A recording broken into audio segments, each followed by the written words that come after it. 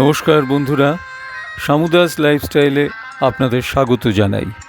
গত জানুয়ারি মাসে আমাদের দুবাই ট্রিপের একটা ছোট্ট অংশ ছিল দুবাই মেরিনাতে এক্সক্লুসিভ ইয়ট রাইড। সেই জলযানে করে ওই মেরিনাতে কিছুক্ষণ ঘুরে বেড়ানোর যে অভিজ্ঞতা হয়েছিল, যে আনন্দ হয়েছিল, সেই কিছু কিছু দৃশ্য আপনাদের সঙ্গে শেয়ার করলাম। আশা করি ভালো লাগবে। সঙ্গে থাকুন, দেখতে থাকুন সামুদাস লাইফস্টাইল।